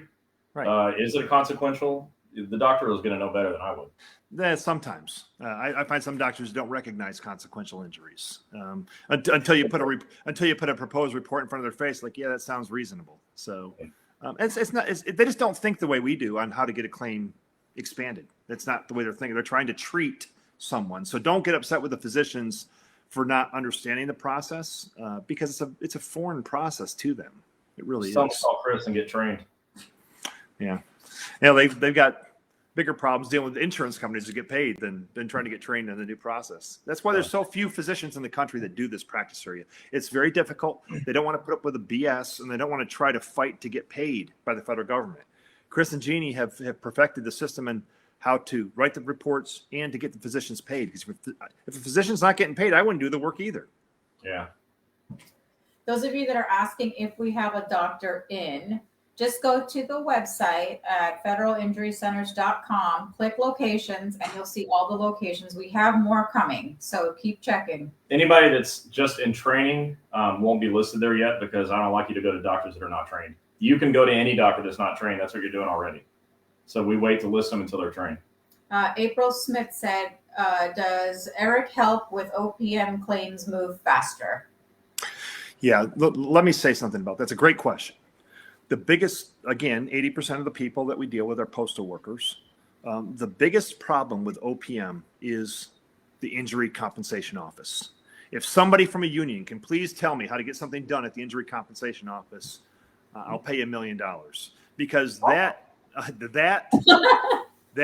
group of people is in Greensboro, North Carolina. They don't return calls. They don't answer their phone. They don't look at anything we send in. They hold paperwork. It's absolutely ridiculous. There's no accountability there whatsoever. I'll say that outright to anybody in the Postal Service who wants to listen. Nobody there does their job the way they're supposed to do it. The ones that do get inundated with so much work, they can't get stuff done. But we send so many OPM disability retirement applications up there, and on a daily basis, we're calling injury comp to try to get these things processed through. You just got to know how the process works. And for a federal agency, you have to understand OPM is the Office of Personnel Management. They manage every federal employee's retirement. That's what their job is. They are an independent federal agency. Don't try to retire right now and try to get paid next month. It's going to be 8 to 10 months before you even get paid on your retirement. That's how backed up they are. So OPM is backed up because of OPM being backed up and because of Injury Compensation Office. We can help facilitate that. We know the process. And more importantly, we know how to appeal those cases if they're denied. Hold on. So Dr. Cooper responded, I think, to that question. I'm going to read it to you. It says the real issue will be having the new condition approved after the bone is removed. It will be rateable, but the diagnosis post-surgery is not the pre-surgical diagnosis. And if an arthrodesis or a device fusing joint is implanted, that is huge and a larger rating. Yeah. Well, again, you don't have to get it expanded because once you have anything accepted on that arm, the entire arm is going to be rateable. So expansion of the claim is not necessary for a rating exam. It may be required to get treatment approved, but for the rating in the schedule award itself, the entire arm is rated as a whole. So what I hear him saying, though, is a arthritis or osteoarthritis in that joint is not necessarily rateable. It depends upon what happens as a result of the surgery and or insertion. What do you say? Insertion of a bone? It's called an arthrodesis, a device fusing joint. Huh. Okay. That's a new one to me. Yeah, me too. Alice Hernandez said, if you have received a schedule award and the pay rate of the date was from the injury, did I understand Eric say that the pay rate could have been from the current as well as I was healing from my injury? Since the schedule award has been awarded already, is it too late to do anything about it? Ooh, tough How do question. they increase pay rates? I think is a good question to take from that. How do they get out of their pre-injury pay status? Well, if they're back to work full duty, not in a limited duty capacity, if they're back to work in full duty in the same job that they were in at the time of the injury, then they're entitled to the higher pay rate for the schedule award. How long do they have to be back to work? 60 days. Okay. So be back to work, full duty for 60 days, and that Correct. You back up. The higher pay rate applies. Right. That's a tough case because I'd have to see when the schedule award was issued. Generally you have 1 year to appeal a decision from the date of decision. However, if there's a clear error, you can exceed that 1 year. And I would argue that's a clear error. If they paid the wrong pay rate, everybody should know what the right pay rate is. So I'd argue clear error even from over that 1 year time period. But you got to remember, with a rating exam or a schedule award, if you have a worsening of the condition, you can always go back in and get an increased rating. Christina said, I've been turned down by numerous lawyers because I work for the federal government. Yeah. Smart lawyers. It's tough for them. Very few attorneys will take federal OWCP once they realize what it is. I see attorneys all the time saying, "Oh yeah, it's a workers' comp case. I'll take it." And like, "Oh, federal government, I can't handle that. I don't do those." The ones that try to do it and have not done it before usually screw it up. Very few attorneys take it. Depends on where she is, what the issue is. I maybe would refer. There are good attorneys out there. Dan Goodkin, Wayne Johnson, Jeff Zeelander, the Shapiros. Devidos, they know what they're doing. The problem is, you may not want to pay the amount of money that they want to charge. And I understand that. Yeah. Samara Marie said, one of my other issues, I have way too many. I had a shoulder surgery with approved work comp in 2009. For the most part, it's healed very well. I have some clicking, but pain is mostly gone and range of motion is good. Is there any point in filing a schedule award? She had a shoulder surgery? Yeah. I mean, if she likes money, yeah, there's a point in filing the schedule. That's what he says. Yeah. Everyone knows what money is. Yeah. Deborah Schultz says, I was approved for occupational disease. The next step is surgery on both knees. I'm scheduled in 30 days. Is it common to be denied surgery? What happens if I am? So I think it's common to be denied surgery because your doctor did a poor job diagnosing you. If your approved condition is sprain, and you have an MRI that shows a tear is surgical, right? Potentially. A sprain is not, ever. And so if your approved condition is sprain, they're going to keep denying surgery over and over again because it's not a surgical condition. You got to get a diagnosis expansion. Most of the time, that's the problem. And for that one comment by a viewer, I would say that person needs to call me tomorrow. Because if you get surgery, if you have bilateral osteoarthritis in your knees and you're looking at getting surgery on both knees, you may be looking at a double schedule award, getting the schedule award before surgery. So double the amount of the schedule award you're going to get, depending upon what the joint interval space measurement is. And if they've denied the surgery right now, you're in a good opportunity to get that extra money. So that's a factual case and a discussion of whether the person can hold out to get the schedule award before they get the surgery. That's how we got. That's how we get a lot of money. A lot of our offices, a lot of the doctors have these really cool knee treatments. I'm a candidate for these treatments, so that's why I think I love them so much. But they put this sort of a gel-like substance into your knee, and it's almost like a shock absorber. It's not permanent. It doesn't last forever, but it can give you a little bit of time before you have to go in and get the surgery if you're not approved for surgery. And I had that done and it didn't work. Yeah, so 100%. I've had a knee replacement, and it's I love the knee replacement.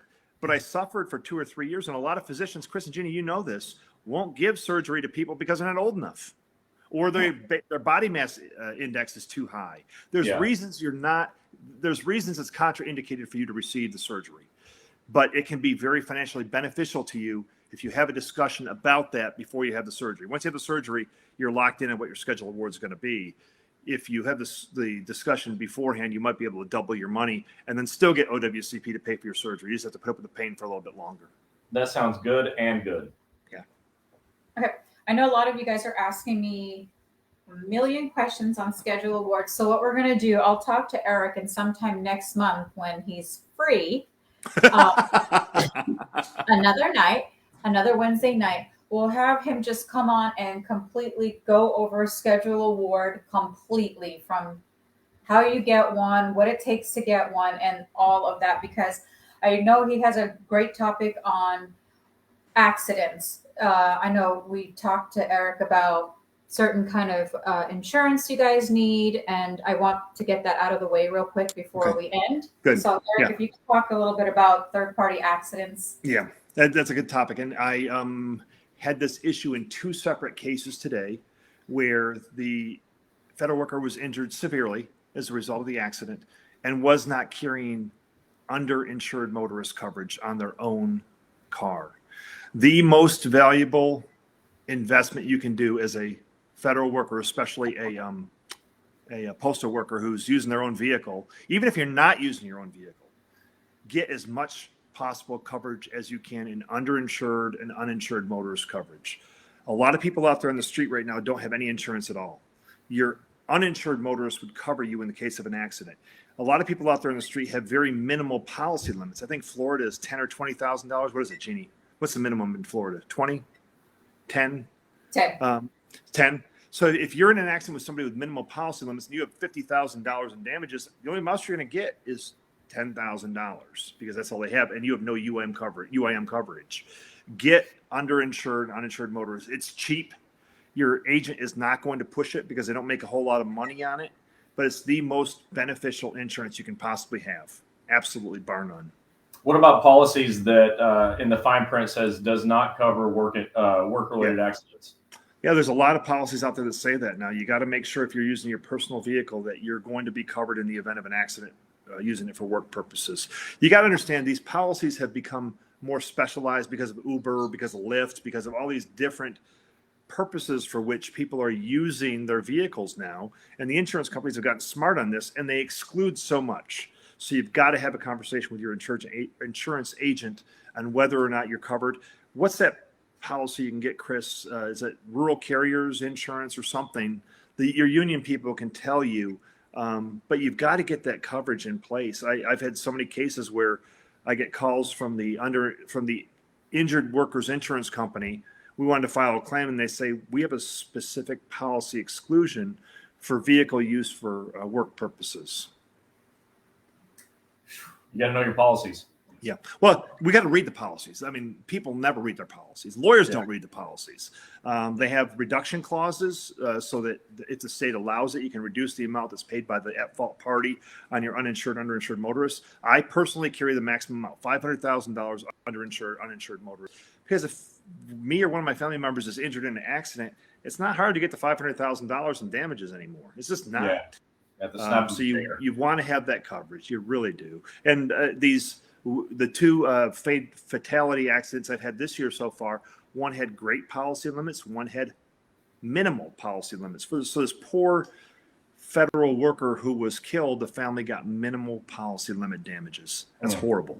Fortunately, OWCP will cover half of that that deceased worker's income to the family for the rest of their life. So that's one good benefit. But you got to make sure you know how to get that. There's other benefits too that we've gotten for them that no personal injury attorney would have ever figured out. Yeah. Faye Wood said, can I call and talk my case? Oh, she wants to call you and have her caseworker talk to you together. Can you do that? Not unless we're retained. OWCP will not discuss anything with us because of the Privacy Act. The Federal Freedom of Information and Privacy Act precludes them from discussing anything with me unless I'm a retained attorney. Melanie Ramney said, union in Wisconsin are zero help with work injuries and also refer to call Devin Cassidy at National. I wish our local union was better trained and knowledgeable. So that's a rural carrier. Devin's the OWCP rep with the rural carriers. It's tough. I mean, we know a lot of those folks out in Wisconsin, and I say give the unions a little bit of a break because this is tough. But they should be willing to file grievances and push, and be in your corner. I definitely that. Yeah. The union is doing an amazing job for what they've got. I mean, learning all the union rules and the labor rules and then having to worry about OWCP too. Correct me if I'm wrong, Chris. The union employs people who are specialists in OWCP to help them. Is that correct? Okay, so some unions have more people than others. Okay. But I can't think of one that doesn't have OWCP representatives. And God bless them. Carriers, they're helping a million people. One guy, they're helping a million people, and they're overworked, they're overburdened, and honestly, they're doing the best they can. They don't know the nuances of the system. They know the generalities. When you start getting in these expanded claims and entitlement to OPM, and that's I think beyond them to the extent of working through the problems. They do a good job with what they have, but they have a lot of people to help. No doubt about it. I know how Devin Cassidy feels. I know how it feels to be one guy with all these people to help. Yeah. One guy, he's doing the best he can. Anyways. Brenda Baker said, slip and fall, injured teeth. Case was approved. We'll need more work in the future. Does a schedule award close your case? There's no schedule award for teeth. The bigger problem I see in that case is I don't know of any dentists that take OWCP. Neither do you, I. Chris? Yeah. No. No, you probably end up having to use your health insurance and then get reimbursed later with a 915 form. Well, use the health insurance and let the health insurance company go for subrogation with OWCP. Don't get in the middle of that mess. Well, they do that automatically, but the patient can turn their expenses in with a form OWCP 915 and go ahead and get paid back for their copays and things. Yes. Yeah. Francis Locke said, that's what happened in my case. The pizza delivery guy who rear-ended me while I was delivering mail had an exclusion on his policy that didn't cover the accident. The pizza place also had an exclusion on their insurance policy, so neither were held liable for the accident. How do you feel about that, Eric? It's state law specific, and it's contract specific. So that's a very complex case. In that situation, if it were me, I'd be covered because I have $500,000 in underinsured and uninsured motorist coverage. So I would have at least a policy I could go to. That's why it's so important to have the underinsured and uninsured motorist coverage. You have to be a named insured on your policy, but it doesn't matter if you're in an LLV. It doesn't matter if you're in my vehicle. If you're in your vehicle, Chris, if you're injured as a result of somebody else's negligence, you can go to your own policy for coverage. Doesn't matter what vehicle you're in. That's right. Tabitha said, is an injury to your back not covered by an award? Usually not, unless it causes symptoms into your limbs. Faye, where did she go? Faye Wood said, so before I can talk to Eric, I need to pay a fee. I just want to know who to talk to about my case that I've been fighting for almost 5 years. Okay. No, you don't have to pay us to just talk to us. We do offer a service where we'll go through a case file for a set fee and give an opinion. That's called a file review. And we try to encourage those a little bit because you don't necessarily need to hire us, but there could be one small fact in a case that changes everything. I'll give somebody 10 minutes. Now, I may not return a call immediately. It may take me a few days to return a call, but I'll give somebody 10 minutes. I've got to, again, I'm issue focused. Tell me what the issue is. Let's work through the issue. I don't want to hear everything about how horrible your supervisor treats you and how the entire work environment is toxic and how your claims examiner doesn't return calls. I know how bad it is. Let's figure out what the issue is. Let's figure out a resolution for the issue. Judy says, once you get your schedule award, are you done getting paid from OWCP? No, not necessarily. You can go, that's the reason why OPM disability retirement is so valuable. There's something called prohibition against dual benefits. And you cannot collect OWCP compensation at the same time you're collecting a schedule award for the same injury. If you're on OWCP compensation for a knee injury from 2012, and you also have a rotator cuff injury from 2018, you can get the schedule award for the rotator cuff while you're getting paid for the knee injury. There's all these dual benefit exclusions that come into play. Again, this is not simple. You can see why real quick a personal injury attorney who doesn't deal with this stuff regularly doesn't know what they're talking about half the time. And it's not their fault. They just don't have the experience they need to understand what benefit you can collect when. Judy says, once you get your schedule award, are you done getting paid from OWCP? No. You can go back onto OWCP. If you're done with your schedule award and you still have a disability, you can go back onto OWCP. In fact, the rule is, most people don't know this, if you're on the periodic roll and you go off the periodic roll to get your schedule award and then collect OPM disability retirement benefits, when the term of the schedule award ends, you're supposed to automatically be put back on the periodic roll. A lot of claims examiners will make you prove that you have a continuing disability, but that's not what the procedure manual says. Procedure manual says you will be put back on the periodic roll. And if they want to question it at that point in time, they can send you a second opinion.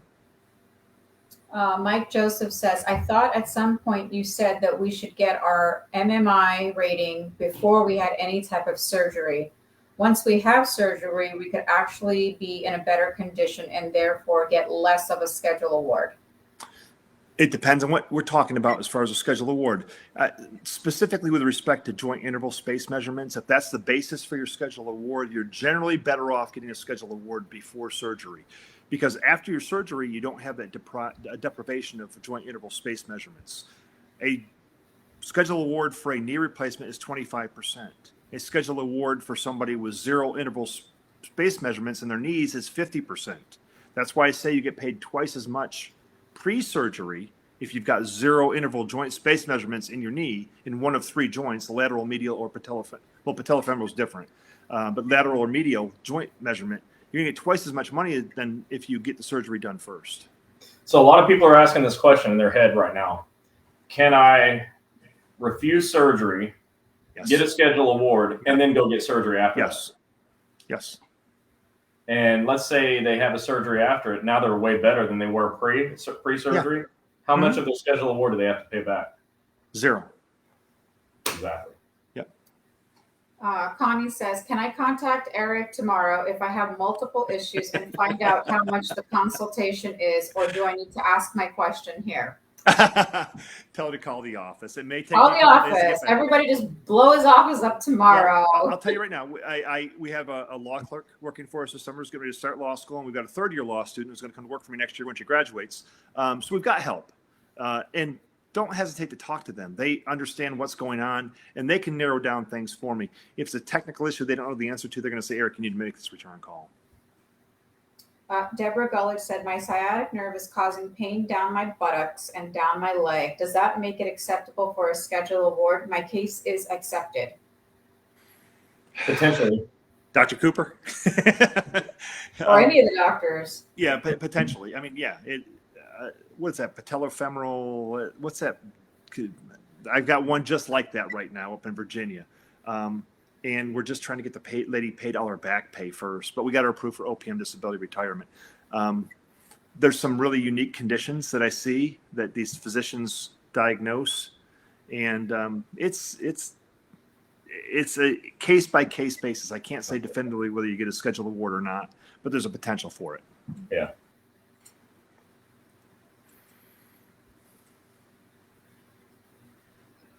Patty Plummer said, I have a brachial plexus injury, so the upper half of my arm and shoulder are paralyzed, causing my spine severely to be deformed.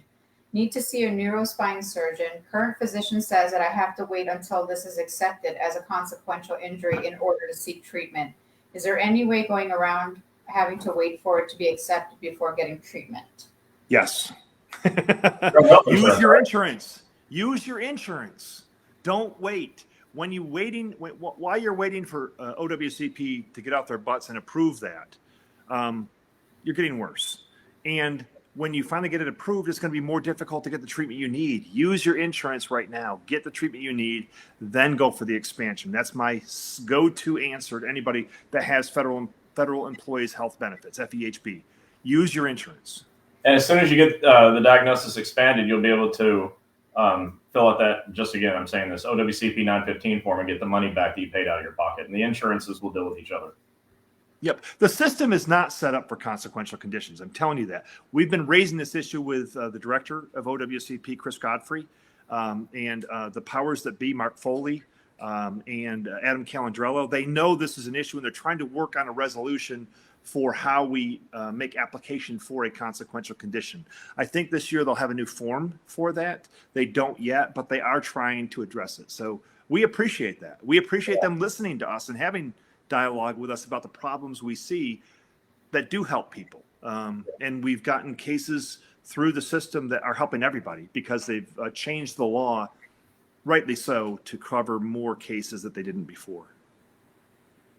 Deborah Schultz said, how do they handle nerve damage? I damaged a nerve in my right leg back in 2006, was treated for 2 years, and doctor quit, and I couldn't find another in my area.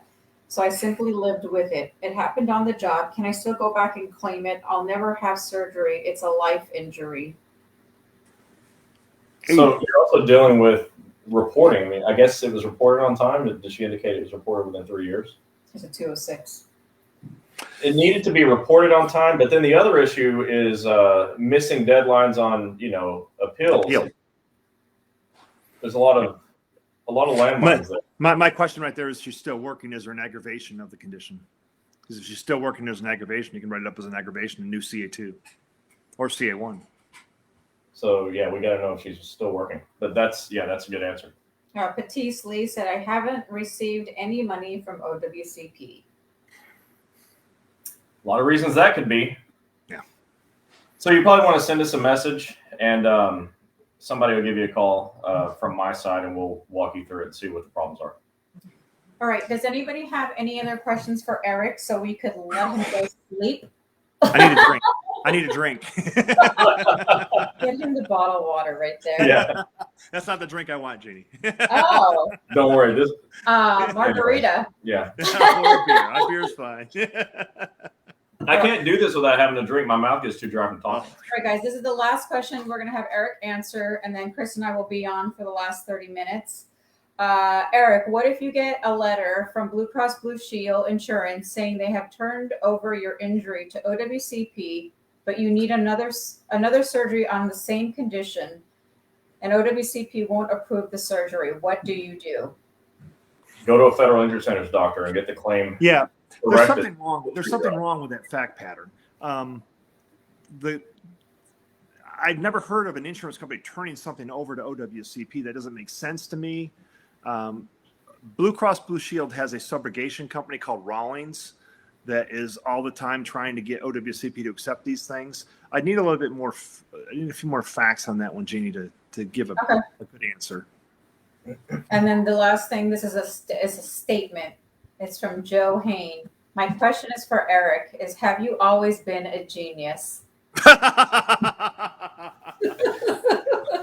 Trust me, I've forgotten a whole lot more than I know. I can assure you of that. So, no, That's awesome. I've been a genius. All right, guys. So we want to thank Eric for coming on. Yeah, tonight. thanks so much for being here. And I will plan something with Eric where he can teach all the ins and outs about schedule awards. I will comment all you want. I'm not teaching anybody anything. Every case is fact specific. It really is. And, generic answers you can give them, but every case has little nuances that change the entire case. So it's a very difficult practice area. There's not enough lawyers out there. I'm sorry for that. I've been trying to encourage claims examiners to come out and at least open up a practice to help people. They know the system. They do. But if you're not willing to fight for your clients, you're not going to be successful. But we're willing to fight for everybody. So, Gini and Chris, thank you for everything you do. We would not be where we are without you. So thank you. Shucks. I'll talk to you all tomorrow. Hey, good. Have safe travel. Yep. Thanks, you. See you, Eric. Thanks Bye-bye. again. You're welcome. All right. Well, wow. That was really awesome, guys. Yeah, that was our first time. So Gini went and found this this new program or software. I don't know what we call it when you're my age. It's program or software that allows us to now publish these videos on multiple social media sites at the same time, and it also allows us to bring guests on like this. And so, in future weeks, we intend to bring more people on for interviews. Like Dr. Cooper is definitely going to be invited on, probably the first one. I'm going to want to have Rich Ray come on and talk about things from a union perspective. And, we'll be able to bring some different people in that have a different perspective than mine. Okay. You get mine every week.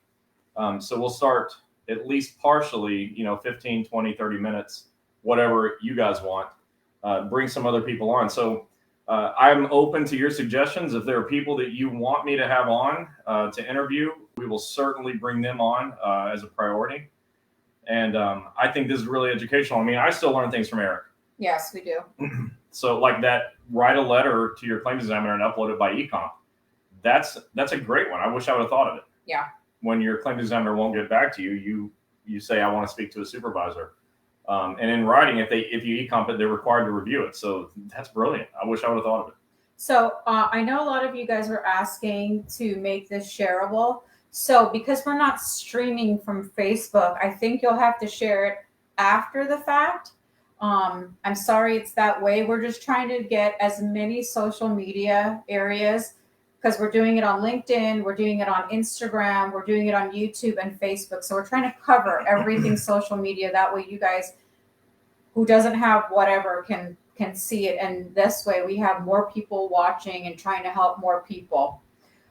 So with that said, this is how we will be doing it. And like Chris said, we will definitely be bringing on different doctors, different union folks from all the different agencies, because we know a bunch of them. And we're glad that you're here, and tell all your friends and your coworkers, again, YouTube, LinkedIn, Instagram, and Facebook. It's just under Wednesday night OWCP chats with Chris and Gini. So they could find us everywhere. All the videos will be saved, so you never have to worry about that. So those of you that are catching the replay, we're still here. And we're recording on, or we're live on a laptop versus a phone, which means we have the subtitles too. Yeah. So a lot of people have asked for that, and understandably are frustrated that we don't have them. It's just now that we're using the computer instead of a phone, we're able to do that. So hopefully we'll have an enhanced show for you and be able to change some things up and keep it interesting. There's a lot of things I still have to work on because this program is awesome. I get to put videos and music. So when you guys come on, you'll be hearing some music before we start. So we're working with that. But I just wanted to touch base on, you guys know that we stopped all of our meet and greets because we were out recruiting doctors. So we're going to start again. Yep. August 25th. Let me double check. August 25th in Cottonwood Heights. It's 21 minutes away from downtown Salt Lake and 37 minutes from Park City. And for those of you that don't just know cities off the top of your head, Provo. We're talking about Utah. Yeah. We're going to do an open house meet and greet with our new doctor, Dr. Wood, out in Cottonwood Heights. So, Utah. Yeah, Cottonwood Heights, Utah. So those of you in the Utah area, make your way up or down to Cottonwood Heights. We'd love to see you. We're gonna have a little bit of appetizers. We'll do Chris will do a 15-minute little training session. So come on down. And you get to meet the doctors, see the office, and meet with us. And like I said at the beginning of this, we really love being able to go places and meet you in person. I feel like I know so many of you already just from interactions through comments on Facebook. But there's a lot of you that we've been able to get to know in person, like, Tanya Ferry in Las Vegas. It's nice to be able to go places and put a face with a name. And then, we've become really good friends with a lot of people in the federal world. So wherever we are, make an effort to get out and meet us. We really appreciate it. And those of you that are in Utah, Colorado, Idaho, Wyoming, and New Mexico, Arizona, we are going to be at the APW 5-state convention tomorrow. We're flying in tomorrow. We're getting up at the crack of 3 o'clock again. We'll be in Tucson at the DoubleTree. And Chris will be training for, I think, 6 hours. There's no way it's 6 hours. 6 or 8 hours, according to what we heard. 3 hours. He'll be training on OWCP. So we look forward to meeting all of those federal friends in those 5 states. We're so super excited. And if anybody wants to come and meet us after, you can. We'll have a booth outside. And we'll have a lot of fun just sitting and talking. We don't even have to talk OWCP. Don't worry. And while we're there, we're going to ask, everybody else that's in other the 5 states, what locations would you like us to put a doctor in? So we'll be taking some cities and states down for that to pass it on to Joe. But other than that, we're also going to have one of our doctors from Norwood, Massachusetts on maybe next week or the following week. We're going to let you know. And again, we'll have Eric again on sometime next month. We'll try to bring him on at least once a month because a lot of you have questions. But if you see, it's pinned down below, Eric's office phone number. Give him a call. And those of you that have been asking on there, do we have? Yeah, we're working on San Diego, Jill. Those of you that are asking for locations, please go to the website, federalinjurycenters.com, click locations, and you'll see all of the locations there. Just keep checking back every month because Chris adds them as they get done training. Right. There's also a tab for schedule award doctors, which there's not that many, but at least we have started some. And please put a doctor in Central Illinois. Yeah, because we're not in Central. We're way up there. So go check out the federalinjurycenters.com locations tab. I will go ahead and post that and Eric's information after the chat. And I know a lot of you watched my video that I did today from Snapchat. Yeah, I thought I'd just do something funny. I don't even think Chris has seen it, but he's going to kill me probably. Hey, and we do have someone coming in Mississippi. He's training right now. Yes. And we've got a few doctors in Chicago or north of Chicago. Yeah. So with that said, those of you, again, that are going to be at the APW convention, I know some of you are already there. We will see you guys Saturday morning. Yep. Chris is teaching. And we are going to be in Gilbert, Arizona tomorrow for a couple of hours. Yes. And we're going to be in Tucson on Friday at Dr. Heaton's office. And again, those of you in the Utah area, mark your calendars. August 25th, we will be in the office doing an open house meet and greet. So we look forward to that. Don't forget, if you haven't got your third book, please go to breakingowcp.com. It's really good to get the PDF version. I know a lot of you want the hardcover, which we still have a lot of copies, but the PDF is so good because you could put it in your pocket. Yeah, you download it to your phone. And somebody mentioned that there may be a problem with the website, which wouldn't have surprised me because we've had some issues with it. But I got up a second ago when I left the video to check it, and it's up. So you can go to breakingowcp.com if you want to take a look at the books. Tiffany, we were just in Las Vegas and we just got home on Sunday, Monday. And we met a few doctors that are really, really serious looking at our franchise agreement. So cross your fingers. We will be in Gilbert, Arizona around between 11 and 12. Closer to 12. Yeah, because we have to drive from Tucson. Joe, please message me on the messenger that you need to talk to Chris, and I will get him your phone number. I know a lot of you want to talk to Chris one-on-one. I'm telling you, when he wakes up at 8 o'clock in the morning, he's stuck in this office. Okay, 7. He's stuck in this office for like 12 hours straight sometimes. So if he doesn't get back to you right away, just send me a message, tell me what it's about, and I will get it to him.